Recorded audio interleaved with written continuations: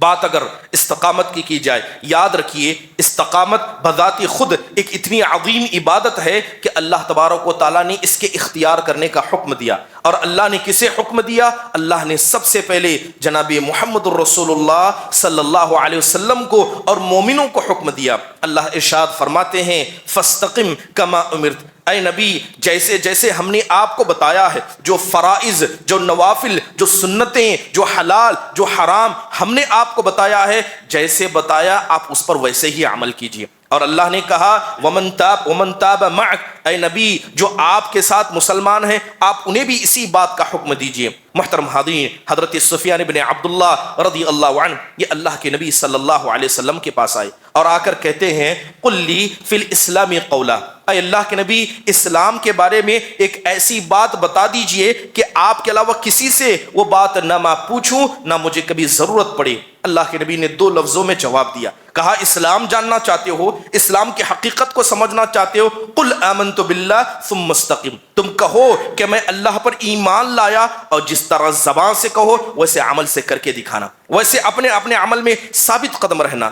لوگوں کی حالتوں کو دیکھتے ہیں کہ انسان دینداری اپنے مزاج کے اعتبار سے عمل کرتا ہے، مسجد میں ہے تو دیندار ہے، جمعہ کے دن ہے تو دیندار ہے، رمضان کے مہینے میں دیندار ہے، رمضان کیا گیا شیطان سے پہلے انسان خود شیطان بن جاتا ہے، مسجد سے باہر نکلتے ہی اس کی ٹوپی نہیں اس کا ایمان نکل جاتا ہے۔ آج ہم دین پر عمل کرنا انسان کو دیکھتے ہیں کہ وہ اپنی خواہشات کی بنیاد پر دین پر عمل کرتا ہے، نہ کہ اس طرح دین پر عمل کرتا ہے جس طرح صحابہ اکرام کیا کرتی۔ آج بات جب ثابت قدمی کی جائے، اللہ رحم فرمائے کہ انسان آگے پیچھے ہوتا ہے، اسی طرح آگے پیچھے ہوتا ہے جس طرح کے شیطان چاہتا ہے۔ انسان ثابت قدم ہے، اچانک مصیبت آ گئی اس کا ایمان ڈگمگا جاتا ہے، عورت سامنے آ گئی، مال اس کے سامنے آ گیا اس کا دین ختم ہو جاتا ہے۔ لوگوں کے سامنے دیندار اور لوگوں سے تنہائی اختیار کرتے ہی وہ شیطان کا ساتھی بن جاتا ہے۔ استقامت یہ ہے کہ انسان ایسی عبادت کو اللہ کے سامنے رکھے جس کے اندر ہمیشگی باقی ہو، جس کے اندر کسی قسم کا ٹیڑھاپن موجود نہ ہو۔ وَقُلْ جَاءَ الْحَقُّ وَزَهَقَ الْبَاطِلُ إِنَّ الْبَاطِلَ كَانَ زَهُوقًا۔ إن الحمد لله نحمده ونستعينه ونستغفره ونعوذ بالله من شرور أنفسنا ومن سيئات أعمالنا، من يهده الله فلا مضل له ومن يضلله فلا هادي له، وأشهد أن لا إله إلا الله وحده لا شريك له، وأشهد أن محمدًا عبده ورسوله، أما بعد فإن خير الحديث كتاب الله، وخير الهدي هدي محمد صلى الله عليه وسلم، وشر الأمور محدثاتها، وكل محدثة بدعة، وكل بدعة ضلالة، وكل ضلالة في النار۔ فأعوذ بالله من الشيطان الرجيم، بسم الله الرحمن الرحيم، يا أيها الذين آمنوا اتقوا الله حق تقاته ولا تموتن إلا وأنتم مسلمون، يا أيها الناس اتقوا ربكم الذي خلقكم من نفس واحدة وخلق منها زوجها وبث منهما رجالا كثيرا ونساء واتقوا الله الذي تساءلون به والأرحام إن الله كان عليكم رقيبا، يا أيها الذين آمنوا اتقوا الله وقولوا قولا سديدا يصلح لكم أعمالكم ويغفر لكم ذنوبكم ومن يطع الله ورسوله فقد فاز فوزا عظيما۔ قال الله سبحانه وتعالى إن الذين قالوا ربنا الله ثم استقاموا تتنزل عليهم الملائكة ألا تخافوا ولا تحزنوا وأبشروا بالجنة التي كنتم توعدون۔ تمام قسم کی حمد و ثنا، بڑائی، کبریائی، تعریف و توصیف اس اللہ وحدہ لا شریک کے لیے لائق و زیبا ہے جس نے ساری کائنات کو عدم سے وجود بخشا۔ درود نازل ہو تمام انبیاء علیہم الصلاۃ والسلام پر جنہیں اللہ سبحانہ و تعالیٰ نے اپنی قوموں تک ہادی و رہبر بنا کر بھیجا، خصوصاً ہمارے اور آپ کے آخر نبی جناب محمد الرسول اللہ صلی اللہ علیہ وسلم کی ذات گرامی پر، جنہیں اللہ سبحانہ و تعالیٰ نے ایک ایسی شریعت سے نوازا جو شریعت رات کی تاریکی میں بھی دن کی طرح واضح اور روشن ہے۔ محترم حاضرین، اللہ سبحانہ و تعالیٰ کا ارشاد ہے، ان الذین قالوا ربنا اللہ، کہ بے شک جن لوگوں نے یہ کہا کہ ہمارا پروردگار اللہ ہے، ثم استقاموا، پھر اسی پر وہ جم گئے، تتنزل علیہم الملائکہ، تو ایسے لوگوں پر فرشتے نازل ہوتے ہیں اور انہیں کہتے ہیں کہ تم گھبراؤ نہیں، تم غمزدہ نہ ہو، بلکہ اس جنت کی بشارت دیتے ہیں جس کا وعدہ اللہ سبحانہ و تعالیٰ نے اہل استقامت سے کیا ہے۔ محترم حاضرین، استقامت کا مطلب یہ ہے کہ انسان اللہ کی توحید پر جم جائے، اس کے دل میں، اس کے افعال و اعمال میں کہیں بھی شرک موجود نہ ہو، اللہ تعالیٰ نے جن کاموں کے کرنے کا حکم دیا وہ اس کا پابند بن جائے، جن چیزوں سے اللہ نے منع کیا اور حرام کر دی ان چیزوں سے انسان باز آ جائے، بلکہ اپنی زندگی میں جو بھی وہ اعمال کرے اس پر مداومت اختیار کرے، نہ اس کے اندر کسی قسم کی کمی ہو نہ زیادتی ہو۔ یہ آیت کریمہ جو ابھی پڑھی گئی بہت ساری بنیادی باتوں کی طرف اشارہ کرتی ہے۔ پہلی بات یہ ہے کہ جس طرح ایمان ایک عظیم چیز ہے، استقامت کا اختیار کرنا یہ اہل ایمان کا ایک حصہ ہے۔ ایسا ہو نہیں سکتا کہ کسی آدمی کا ایمان مکمل ہو اور وہ استقامت اختیار کرنے والوں میں سے نہ ہو۔ دوسری اہم بات، اللہ تعالیٰ نے کہا قالوا ربنا اللہ ثم استقاموا، کہ ان لوگوں نے کہا کہ ہمارا رب اللہ ہے، پھر استقامت اختیار کی۔ عربی کے اندر لفظ ثم جب بھی استعمال ہوتا ہے تو اس سے اکثر مراد ترتیب ہوتا ہے، کہ ان لوگوں نے اپنی زبان سے کہا اور عمل سے کر کے دکھایا۔ تو پتہ یہ چلا کہ اگر کوئی آدمی زبان سے دعویٰ کرے کہ میرا رب اللہ ہے مگر اس کا عمل اس بات کی گواہی نہ دے تو ایسا عقیدہ بھی انسان کو جہنم سے بچا نہیں سکتا۔ محترم حاضرین، یہ بات ہمیں سمجھنی ہوگی کہ انسان جو بھی اعمال کرتا ہے اس کا مقصد اللہ کو خوش کرنا ہے۔ ایسا نہیں ہے کہ یہ ہمارے اعمال ہمیں اللہ کے پاس کامیابی دلائیں گے، ہمیں جنت تک پہنچا دیں گے۔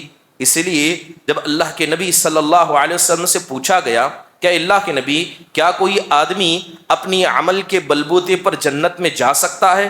آپ نے کہا کہ نہیں۔ آپ سے پوچھا گیا کہ جب بات آپ کی جائے، جبکہ آپ کے پاس ساری امت محمدیہ کے جیسا ثواب موجود ہے، کیا آپ بھی اپنے عمل کے بلبوتے پر جنت میں نہیں جا سکتے؟ اللہ کے نبی صلی اللہ علیہ وسلم نے کہا کہ نہیں، میں بھی اپنے عمل کے بلبوتے پر جنت میں نہیں جا سکتا۔ محترم حاضرین، یہ بات یاد رکھیے کہ اللہ تعالیٰ کی رضامندی انسان کو اسی وقت ملتی ہے جب انسان اعمال کا پابند بن جائے۔ ایسا نہ ہو کہ اس کا مزاج موسمی ہو، موسم آ جائے تو بارش برسنے لگے، موسم آ جائے تو انسان کے اعمال میں سوکھا پڑ جائے۔ اس لیے حدیث کے اندر اللہ کے نبی صلی اللہ علیہ وسلم نے کہا لو ان اللہ عذب اہل سماواته واہل ارضه لعذبهم بها وهو غیر ظالم لهم۔ یاد رکھو کہ یہ جتنے آسمان والے ہیں، یہ سارے فرشتے اور نیک لوگ ہیں، اگر اللہ ان کو اور سارے زمین والوں کو اگر اللہ جہنم میں بھی ڈال دے تو اللہ ظالم نہیں ہے، کیونکہ اللہ ان کا خالق ہے۔ وہ جو چاہے کرے، چاہے فرشتوں کو جہنم میں ڈال دے، انبیاء کو ڈال دے، یہ اللہ تبارک و تعالیٰ کا انصاف ہوگا، اللہ وہاں ظالم نہیں ہوگا۔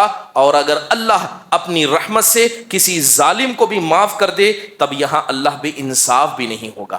تو یہ بات ہمیں سمجھنی ہوگی کہ جو اعمال ہم کرتے ہیں حقیقت میں یہ اعمال اللہ کے نزدیک کیا معیار رکھتے ہیں۔ محترم حاضرین، بات اگر دین میں استقامت کی جائے، یہ آپ سمجھ لیجئے کہ اگر کوئی آدمی حق کو جانتا ہے مگر حق پر عمل نہیں کرتا تو سوال یہ ہے کہ صرف جاننا کافی ہے اور عمل کرنا ضروری نہیں۔ یہی وہ چیز ہے جس کی وجہ سے اللہ تبارک و تعالیٰ نے یہودیوں پر لعنت برسائی کہ ان کے پاس علم تو تھا مگر وہ عمل سے کورے تھے۔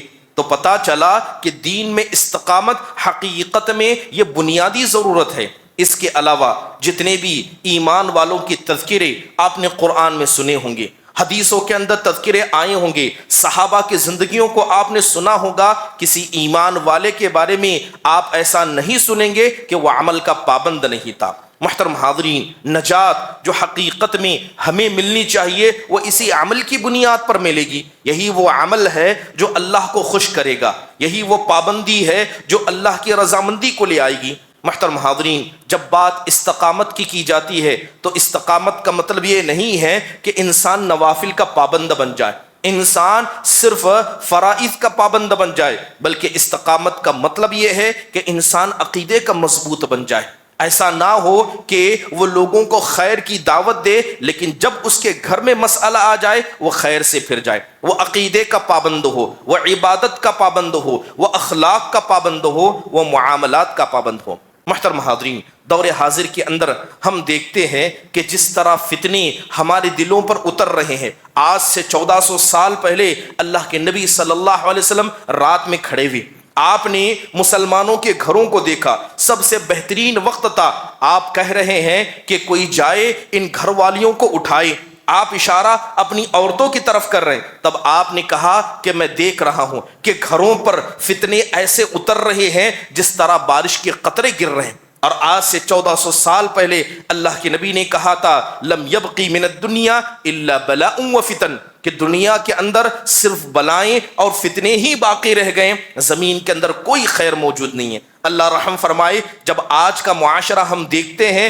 تو آج فتنوں کی اتنی کثرت ہے نہ جنہیں ہم گن سکتے ہیں نہ بنیادی طور پر جن سے ہم بچ سکتے ہیں۔ آج ہم لوگوں کی حالتوں کو دیکھتے ہیں کہ انسان دینداری اپنے مزاج کے اعتبار سے عمل کرتا ہے، مسجد میں ہے تو دیندار ہے، جمعہ کے دن ہے تو دیندار ہے، رمضان کے مہینے میں دیندار ہے، رمضان کیا گیا، شیطان سے پہلے انسان خود شیطان بن جاتا ہے، مسجد سے باہر نکلتے ہی اس کی ٹوپی نہیں اس کا ایمان نکل جاتا ہے۔ آج ہم دین پر عمل کرنا انسان کو دیکھتے ہیں کہ وہ اپنی خواہشات کی بنیاد پر دین پر عمل کرتا ہے، نہ کہ اس طرح دین پر عمل کرتا ہے جس طرح صحابہ اکرام کیا کرتی ہیں۔ آج بات جب ثابت قدمی کی جائے، اللہ رحم فرمائے کہ انسان آگے پیچھے ہوتا ہے، اسی طرح آگے پیچھے ہوتا ہے جس طرح کے شیطان چاہتا ہے۔ انسان ثابت قدم ہے، اچانک مصیبت آ گئی، اس کا ایمان ڈگمگا جاتا ہے، عورت سامنے آ گئی، مال اس کے سامنے آ گیا، اس کا دین ختم ہو جاتا ہے، لوگوں کے سامنے دیندار اور لوگوں سے تنہائی اختیار کرتے ہی وہ شیطان کا ساتھی بن جاتا ہے۔ محترم حاضرین، آج وہ دور ہے جہاں پر زندگی جینا اس طرح ہے کہ اگر کوئی آدمی دین پر عمل کرنا چاہے اسے شک کی نگاہ سے دیکھا جاتا ہے، اسے ریاکار سمجھا جاتا ہے۔ انسان زندگی مغربی تہذیب کی بنیاد پر جی رہا ہے، بلکہ جو دیندار ہیں ان کو متشدد کہا جاتا ہے۔ اگر کوئی آدمی حق کی بات کہے، صحیح منہج کی بات کرے، بدعات کو بدعات، شرک کو شرک کہے، لوگ اسے برا سمجھ رہے ہیں۔ کیا یہ وہ دور نہیں ہے جہاں خیر کو ختم اور شر کو عام کیا جا رہا ہے؟ محترم حاضرین، کہیں نہ کہیں یہ وہ دور آج ہم اپنی نگاہوں کے سامنے دیکھ رہے ہیں۔ آج یہ وہ دور ہے کہ ایمان کی باتیں تو بہت کی جاتی ہیں لیکن جب بات عمل کی جائے اکثر اس سے کورے نظر آتے ہیں۔ آج ہمارے نوجوانوں کو دیکھیے، کیا نوجوان علم نہیں جانتے؟ الحمدللہ علم تو جانتے ہیں، لیکن اسی علم کو ان کی زندگی میں دیکھیں، کیا اس پر عمل کرتے ہیں؟ جتنے علم والے ہیں اتنے ہی عمل سے کورا ہیں۔ آج ہم دیکھتے ہیں کہ لوگوں کا دین یہ وقت کے اعتبار سے بدلتا ہے، وقت کے اعتبار سے۔ اس کے علاوہ لوگوں کو یہ کہتے سنا جاتا ہے، کہا جاتا ہے دین تو دل میں رہتا ہے، اللہ ہماری نیتوں کو جانتا ہے۔ لوگ یہاں تک کہتے ہیں کہ انسان کی نیت صحیح ہو، اگرچہ ظاہری عمل غلط کیوں نہ ہو، اللہ معاف کرنے والا ہے۔ آج حال تو یہ ہے کہ انسان اللہ سے اتنا ڈرتا نہیں ہے جتنا اللہ سے رحمت کی امید لگا کر بیٹھا ہے۔ حقیقت میں یہ گمراہیاں ہیں، حقیقت میں یہ ایسے فتنے ہیں جو آج لوگوں کی نگاہوں میں ہم دیکھ رہے ہیں۔ محترم حاضرین، ضروری ہے کہ دین پر استقامت کسے کہا جاتا ہے انسان اس کے مطلب کو سمجھے۔ جب تک دین کے اندر استقامت کا مطلب کیا ہے، اس کے فائدے کیا ہے، اس کے نقصان کیا ہیں، انسان نہیں جانے گا، وہ دین پر استقامت کبھی اختیار نہیں کر سکتا۔ محترم حاضرین، استقامت کا مطلب یہ نہیں ہے کہ انسان اپنے ظاہر کو سدھار دے، جمعہ کا وقت ہے، مسجد میں تشریف لے آیا، سفید لباس پہن لیا، جمعہ کا وقت ہے، گھر سے باہر نکلے تو برقع تن کر خواتین نکل گئی، بلکہ نام ہے استقامت کہ جس طرح انسان اپنے ظاہر کو سدھارے اپنے باطن کو بھی سدھارے۔ ایمان صرف جذبات کا نام نہیں ہے کہ جہاں جذبات نظر آئے انسان ایمان پر عمل کرنے لگ جائے، اور جہاں جذبات نظر نہ آئے انسان ایمان کو چھوڑ دے۔ آج کچھ ایسے لوگوں کو دیکھیں گے جن کی عبادتیں پہاڑ کی جیسی ہیں مگر ان کے عقیدوں میں شرک داخل ہے۔ آپ ایسے لوگوں کو دیکھیں گے کہ عقیدے کے بڑے مضبوط ہیں مگر عمل کے اتنے ہی کوتاہ ہیں۔ آپ کچھ ایسے لوگوں کو دیکھیں گے کہ سنت پر عمل کرنے کے نام پر لوگوں کو کافر، مشرک، بدعتی کہتے ہیں۔ آج آپ ایسے لوگوں کو بھی دیکھیں گے کہ لوگوں کے لیے اتنے آسان بن گئے کہ برے کو برا نہ کہو، اچھے کو اچھا کہتے رہو، اسے دین کا حصہ لوگوں نے سمجھ لیا۔ محترم حاضرین، یہ سارے فتنے اور فساد آج موجودہ معاشرے کے اندر موجود ہیں۔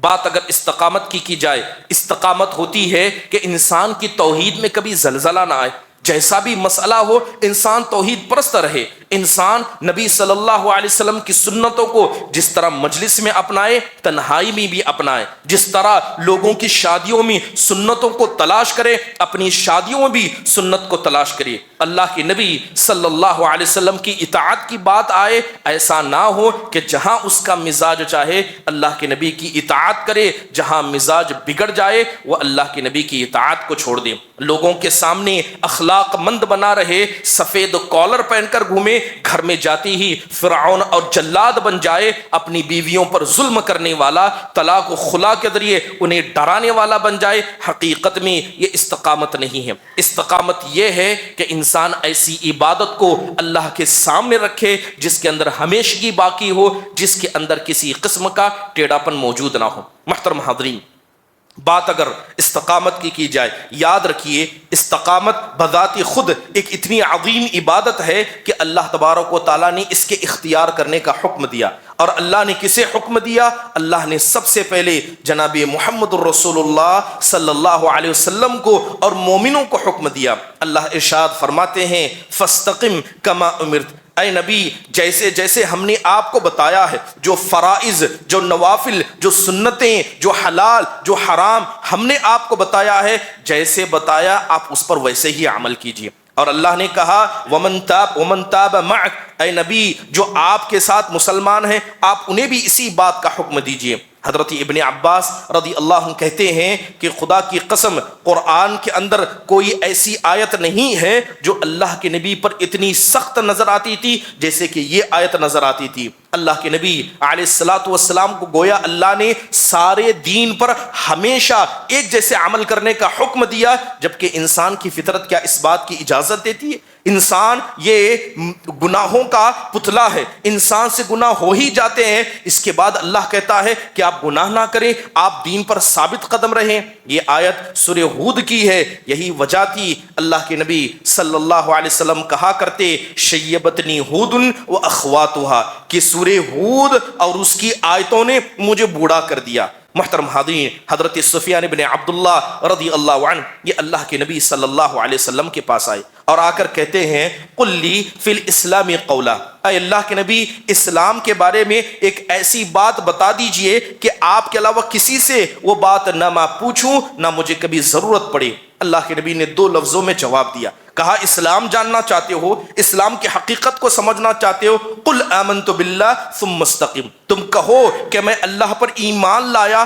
اور جس طرح زبان سے کہو ویسے عمل سے کر کے دکھانا، ویسے اپنے عمل میں ثابت قدم رہنا۔ حضرت عمر بن خطاب رضی اللہ عنہ استقامت کی تعریف کرتے ہوئے کہا کرتے الاستقامت ان تستقیم علی الامر والنہی ولا تروغ روغان الثعلب، کہتے ہیں کہ استقامت کا مطلب یہ ہے کہ جہاں اللہ نے حکم دیا تم وہاں عمل کرنے والے بن جاؤ، جہاں اللہ نے منع کیا وہاں رک جاؤ، تم لومڑی کی چال نہ چلو کہ چالاکی کر کے لوگوں کے سامنے دیندار بن جاؤ، لیکن جیسے ہی تمہارا مزاج خلاف ہو جائے بہانے کرنے لگ جاؤ، تم تعویلات کرنے لگ جاؤ۔ محترم حاضرین، اللہ رحم فرمائے، آج ایک انسان جیسے ہی کوئی اضافی عمل کرتا ہے، ابھی رمضان کا مہینہ گزرا، کیا کتنے لوگوں کے دلوں میں یہ بات نہیں آئی ہوگی کہ انہوں نے تراویح کی نماز کو ادا کیا، گویا انہوں نے ایسا کام کیا جس کا حکم اللہ نے نہیں دیا۔ شیطان آ کر دل میں ڈالتا ہے کہ تم نے بہت زیادہ عمل کر دیا،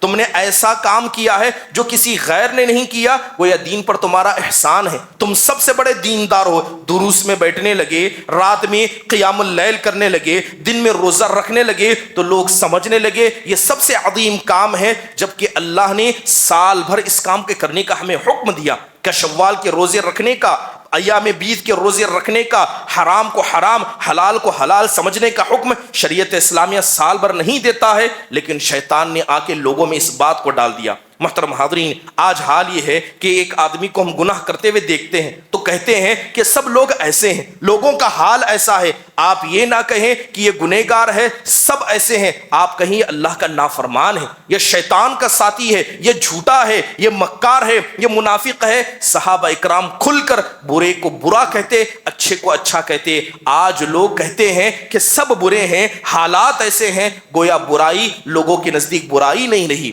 حضرت عبداللہ بن عمر رضی اللہ عنہ کے پاس ایک آدمی آیا، آ کر کہتا ہے کہ ہم کسی بڑے آدمی کے پاس جاتے ہیں تو اس کے سامنے الگ گفتگو کرتے ہیں، لیکن جیسے ہی اس کے پیچھے جاتے ہیں ہم اس کی برائی کرتے ہیں، آپ بتائیے غلط ہے؟ تو حضرت عبداللہ بن عمر کہتے ہیں ایسے لوگوں کو ہم ان کے چہرے پر منافق کہا کرتے تھے، ہم کہتے کہ یہ منافق ہے۔ سبحان اللہ، آج اس اعتبار سے لوگوں کے حالات کو دیکھے، اللہ ہی رحم فرمائے۔ محترم حاضرین، بات اگر استقامت کی جائے، یاد رکھیے کہ استقامت کو اللہ نے دعوت سے جوڑا ہے۔ اللہ تعالیٰ نے کہا فَلِذَلِكَ فَادْعُ وَاسْتَقِمْ كَمَا أُمِرْتَ، اے نبی صلی اللہ علیہ وسلم، ہم نے آپ کو دین عطا کیا ہے، آپ اس دین کی دعوت کو دیجئے، اور جس طرح دعوت کو دیجئے اسی طرح آپ عمل بھی کیا کیجئے۔ کہیں اللہ تبارک و تعالیٰ نے استقامت کا حکم دیا اور اس کے بعد استغفار کرنے کا حکم دیا۔ اللہ تعالیٰ ارشاد فرماتے ہیں فَاسْتَقِیمُوا إِلَيْهِ وَاسْتَغْفِرُوهُ، کہ تم اللہ کے دین کو مضبوطی سے پکڑ لو، اس پر استقامت اختیار کرو اور اللہ سے اپنے گناہوں کی معافی مانگا کرو۔ محترم حاضرین، جائیے انبیاء علیہم السلام کی دعاؤں کو پڑھیے، آپ قرآن کو پڑھیے، آپ کو پتا چلے گا کہ جب انبیاء نے دعا کی تو اللہ تعالیٰ نے ان کی دعاؤں کو قبول کرنے کی وجہ استقامت کو بتایا۔ دعا قبول ہونے کے بعد اللہ نے انہیں استقامت کا اختیار کرنے کا حکم دیا۔ حضرت موسیٰ علیہ السلام آتے ہیں، فرعون کو سمجھاتے ہیں، فرعون کے لشکر کو سمجھاتے ہیں، جب وہ بات نہیں مانتے ہیں تو حضرت موسیٰ بد دعا کر دیتے ہیں، بد دعا کرتے، کہتے اے اللہ تو نے فرعون کو یہ عطا کیا، وہ بندوں پر ظلم کرتا ہے، زمین میں سرکشی کرتا ہے۔ اللہ تعالیٰ نے کہا قال قد اجیبت دعوتکما فاستقیما، اللہ نے کہا کہ اب اللہ نے تمہاری دعاؤں کو قبول کر لیا ہے، اللہ نے تمہاری بات کو مان لیا ہے، اب استقامت اختیار کرو، اب تم استقامت اختیار کرو۔ گویا عمل سے پہلے استقامت ہے اور دعا کے قبول ہونے کے بعد بھی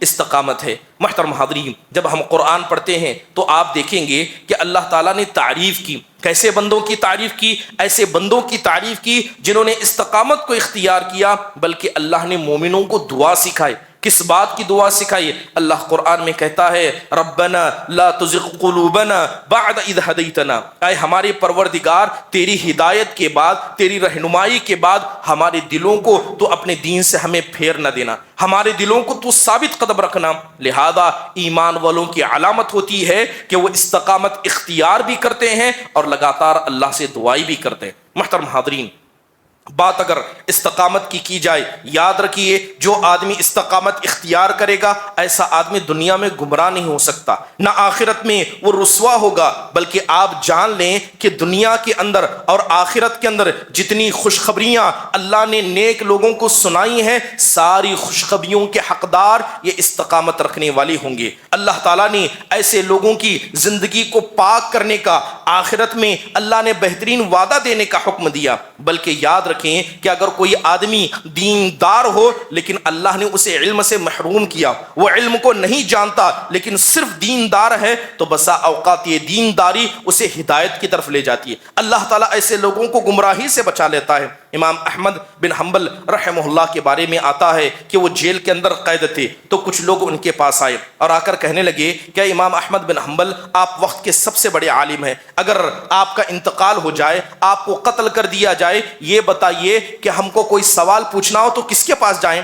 تو آپ نے عبد الوہاب بن الوراق کا نام لیا، کہا کہ فلاں کے پاس جانا۔ تو لوگ کہنے لگے کہ ہم تو دیکھتے ہیں کہ وہ آپ سے بڑا عالم تو نہیں ہے، ان کے پاس اتنے مسائل تو نہیں ہے جتنی چیزوں کو آپ جانتے ہیں۔ تو امام احمد بن حنبل نے کہا انہ رجل صالح ومثلہ یوفق للصواب، کہتے ہیں کہ اگر تمہارے کہنے کے اعتبار سے اس کے پاس اتنا علم نہیں ہے، لیکن جاننا کہ وہ ایک نیک آدمی ہے، وہ ایک نیک آدمی ہے، اور نیک آدمیوں کو اللہ ہمیشہ خیر کی طرف رہنمائی کرتا ہے۔ اس کے پاس علم کم ہوگا مگر یاد رکھنا وہ بات کہے گا تو صحیح کہے گا۔ سبحان اللہ، اللہ تبارک و تعالیٰ نے ہدایت ایسے لوگوں کو دی ہے جن کے دل میں حقیقت میں ایمان ہوتا ہے۔ محترم حاضرین، استقامت اختیار کرنے والے یہ زمین میں اللہ کے اولیاء ہیں۔ ایسے لوگوں کی زندگی میں اللہ تعالیٰ ایسے لوگوں کے رزق میں برکتیں عطا کرتا ہے، بلکہ آپ دیکھیں کہ ثواب کے بڑھا کر دینے کی جتنی گفتگویں قرآن و حدیث میں کی ہے،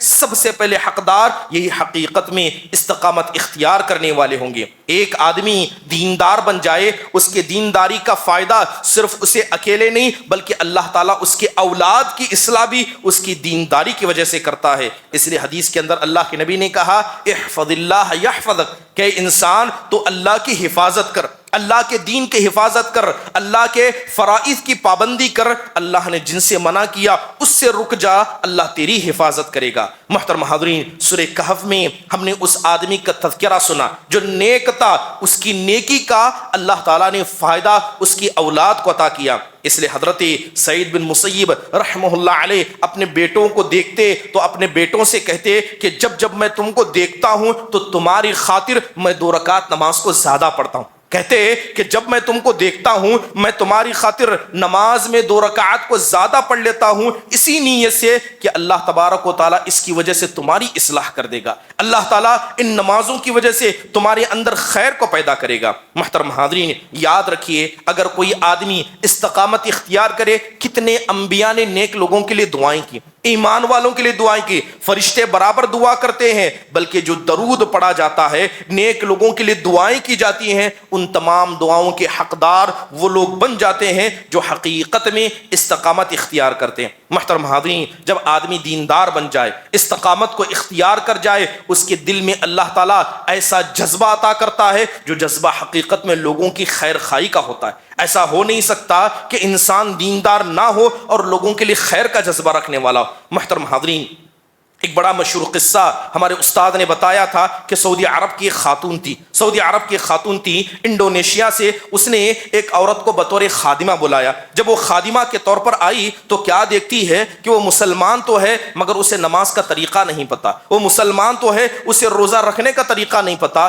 تو بڑا تعجب کرتے ہوئے پوچھا تم اپنے آپ کو مسلمان کہتی ہو، تمہیں اسلام کے بارے میں کچھ نہیں پتا؟ تو وہ خادمہ کہتی ہے یہ حال میرا نہیں، جہاں سے میں آئی ہوں سب کا حال ایسا ہے۔ تو اس عورت کو بڑا تعجب ہوا، اس نے کہا کہ تمہارا میرا 2 سال کا اگریمنٹ ہے، کام یہ کرنا کہ یہ 2 سال میری گھر کی خدمت رہنے دو، تم 2 سال یہاں کے علماء سے علم حاصل کرو، اور ماہانہ تمہاری تنخواہ میں تمہیں برابر ادا کروں گی۔ لہذا اس اعتبار سے اس سعودی خاتون نے لگاتار 2 سال ماہانہ اسے تنخواہ دی اور 2 سال اسے علم حاصل کرنے کا حکم دیا۔ جب 2 سال مکمل ہوئے کہا کہ چلی جاؤ، اپنے ملک واپس چلی جانا، جو علم تم نے سیکھا ہے جا کر اپنے گاؤں والوں کو سکھانا، اور یہ تمہارے اور میرے درمیان عہد ہے کہ جب تک تم زندہ ہو یا جب تک میں زندہ ہوں تمہاری تنخواہ ماہانہ تم تک پہنچتی رہے گی۔ سبحان اللہ، جب ایک آدمی حقیقت میں استقامت اختیار کرتا ہے، اللہ تعالیٰ ایسا جذبہ دعوت کا اس کے دل میں عطا کرتا ہے جو جذبہ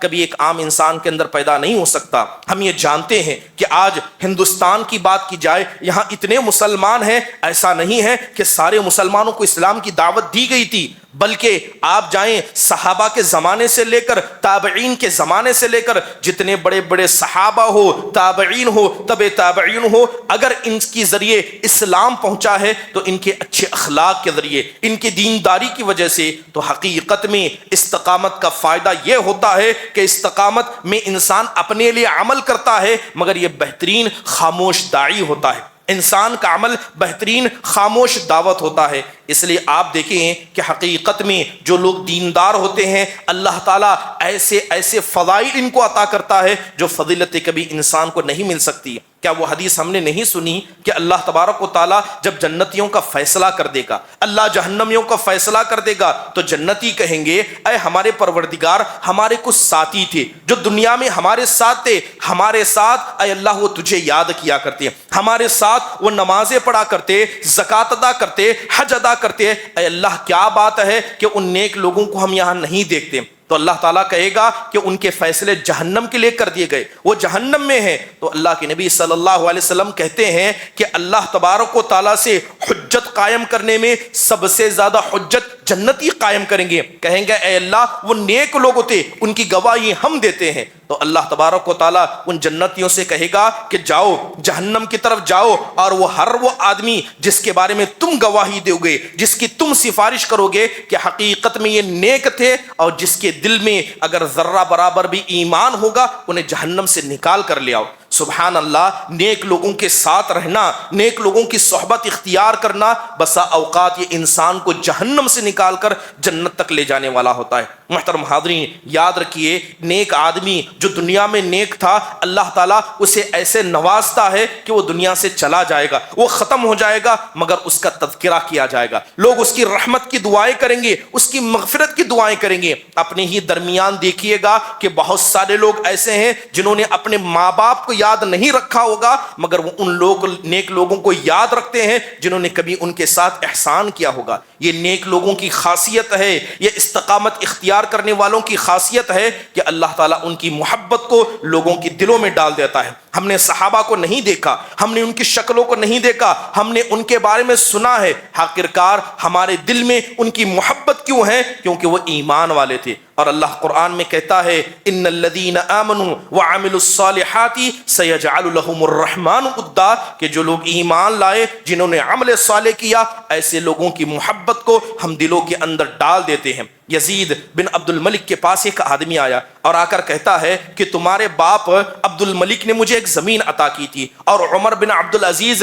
رحمہ اللہ نے وہ زمین مجھ سے واپس لی، آپ فیصلہ کیجئے۔ تو یزید بڑا تعجب کرتے ہوئے کہتا ہے کہ جس آدمی نے تم کو زمین دی تم نے اسے رحمہ اللہ نہیں کہا، جس آدمی نے تم سے زمین لی تم اسے رحمہ اللہ کہتے ہو۔ تو وہ آدمی کہتا ہے کہ یہ میں نہیں کہتا، جتنوں سے میں نے حضرت عمر بن عبد العزیز رحمہ اللہ کا نام سنا سب کو رحمہ اللہ کہتے سنا، مگر تیرے باپ کے بارے میں میں نے کبھی رحمہ اللہ کہتے نہیں سنا۔ سبحان اللہ، یاد رکھیے کہ جو آدمی نیک ہوتا ہے اللہ سبحانہ و تعالیٰ ایسے لوگوں کی محبت کو لوگوں کی دلوں میں ڈال دیتا ہے۔ نیک لوگوں کی خاصیت ہے لوگ ان کے پاس بیٹھنا پسند کرتے ہیں، لوگ ان سے محبت کرتے ہیں، نیک لوگوں کی خدمت کو لوگ پسند کرتے ہیں۔ یہاں تک کہ ایک آدمی مسجد میں بیٹھا ہوگا، اگر وہ نیک ہوگا اسے دیکھ کر کوئی آدمی خوش ہوگا، اللہ تعالیٰ اس نیک آدمی کے ثواب میں صدقے کا ثواب لکھے گا۔ آدمی نیک بن جائے، جس زمین میں وہ بیٹھتا ہے، جس گھر میں وہ رہتا ہے، اللہ تعالیٰ ان گھروں میں برکتیں نازل کرتے ہیں۔ حقیقت میں یہ سارا ثواب یہ استقامت کی بنیاد پر انسان کو دیا جاتا ہے۔ محترم حاضرین، یہاں پر چند باتوں کو سمجھنا ضروری ہے۔ استقامت کا مطلب یہ ہے کہ انسان جس طرح اپنے ظاہر کو سدھارے، انسان اپنے باطل کا بھی خیال کرے۔ آج بڑا تعجب ہوتا ہے کہ ہم دیکھتے ہیں کہ انسان اپنی شکل کو سدھارتا ہے، اپنے کپڑوں کو اچھا کرتا ہے، اپنے بچوں کو اچھا کپڑا پہناتا ہے، لیکن کیا حقیقت میں ان کے دل کے بارے میں یہی وہ توجہ رکھتا ہے؟ اس لیے امام غزالی رحمہ اللہ کہا کرتے، بڑا تعجب ہوتا ہے ایسے انسانوں پر جو اپنے چہروں کو سدھارتے ہیں، اپنے جسموں کو سدھارتے ہیں کہ کوئی ان کے جسم پر عیب نظر نہ آئے۔ ہمیشہ انسان اپنی ناک کو، اپنے ہاتھ و پیر کو صاف کرتا ہے کہ کوئی آدمی اسے عیب دار نہ دیکھ لے، جبکہ وہ اپنی اس دل پر توجہ نہیں دیتا جس دل کو اللہ تعالیٰ دیکھتا ہے۔ اللہ تعالیٰ کو فرق نہیں پڑتا کہ ہماری شکلیں کیسی ہیں، ہمارا جسم کیسا ہے، ہمارے حالات کیسے ہیں۔ حدیث کے اندر کہا گیا اللہ تو انسانوں کے دلوں کو اور ان کے اعمال کو دیکھتا ہے۔ تو ضروری ہے کہ کسی آدمی کا ایمان مکمل ہو نہیں سکتا جب تک کہ وہ اپنے دل کا خیال نہ کرے۔ محترم حاضرین، استقامت کا ایک مطلب یہ بھی ہے کہ انسان اللہ کی عبادت میں اچھا ہو تو اللہ کے بندوں کے ساتھ بھی اچھا ہو۔ بہت سارے لوگوں کو دیکھا جاتا ہے عبادت بڑی مضبوط ہے، لیکن لوگوں کے مسئلے میں اتنے ہی وہ برے ہیں، اخلاق کے برے ہیں۔ اگر کوئی آدمی حقیقت میں دیندار بننا چاہتا ہے، وہ جس طرح اللہ کے ساتھ ادب کا خیال کرتا ہے، جس طرح اللہ کے مسئلے میں اللہ سے ڈرتا ہے، اللہ کے بندوں کے مسئلے میں بھی وہ آدمی اللہ سے ڈرنے لگ جائے۔ اللہ کے نبی صلی اللہ علیہ وسلم کے سامنے ایک خاتون کا تذکرہ کیا گیا، کہا اللہ کے نبی وہ دن میں روزہ رکھا کرتی تھی، رات میں قیام اللیل کرتی، جتنا مال آیا سب صدقہ دیا کرتی، مگر اپنے پڑوسی کو تکلیف پہنچایا کرتی۔ آپ نے کہا لا خیر فیہا، کہا کہ ایسی عورت کے اندر خیر نہیں ہے بلکہ وہ جہنمی ہے۔ محترم حاضرین، ہم نے مفلس آدمی کے بارے میں سنا جو قیامت کے دن آئے گا، تہامہ پہاڑ جیسی نیکیوں کو لے کر آئے گا، لیکن صرف حقوق العباد کی وجہ سے وہ آدمی برباد ہو کر رہے گا۔ محترم حاضرین، کچھ لوگوں کو دیکھا جاتا ہے جو اللہ کی عبادت میں کمزور ہیں مگر بڑے اخلاق مند ہیں، لوگوں کے ساتھ بڑا اچھا برتاؤ کرتے ہیں اور کہتے ہیں کہ اصل چیز لوگوں کے ساتھ اخلاق اپنانا ہے۔ محترم حاضرین، ایک آدمی نماز نہ پڑھے، اللہ کا شکریہ نہ ادا کرے، حلال کو حلال حرام کو حرام نہ سمجھے اور لوگوں کے ساتھ اچھا رہ کر اپنے آپ کو اچھا تصور کرے، حقیقت میں یہ بھی گمراہی ہے۔ استقامت کا مطلب یہ بھی ہے کہ انسان اتنا عمل کرے جتنا اس کے جسم میں طاقت ہے، جتنی اس کے پاس پابندی ہے۔ ایسا بھی نہ ہو کہ انسان عبادت کا نام لے کر اپنے گھروں کو چھوڑ دے، دعوت کا نام لے کر گھر کی عورتوں کو باہر نکل جائے، دعوت کے نام پر عورتوں کو سوشل میڈیا پر چھوڑ دے۔ حقیقت میں استقامت یہ ہے کہ انسان جو بھی عمل کرے اس پر پابندی کا معاملہ کرے۔ اللہ تعالیٰ سے دعا ہے اللہ تبارک و تعالیٰ ہم سب کو استقامت کا مطلب سمجھنے، اس کی اہمیت کو جاننے اور اس پر عمل کرنے کی اللہ ہم سب کو توفیق نصیب فرمائے۔ اللہ تعالیٰ ہماری عبادتوں کو قبول فرمائے۔ اللہ ہمیں ہمیشہ اس کی عبادت کرنے والا، اس سے ڈرنے والا، اس سے امید رکھنے والا بنائے۔ اللہ ہماری عبادتوں کو موسمی عبادتوں میں سے نہ بنائے۔ آمین۔ اقول قولی هذا واستغفر الله لي ولكم ولسائر المسلمين من كل ذنب فاستغفروا انه هو الغفور الرحيم۔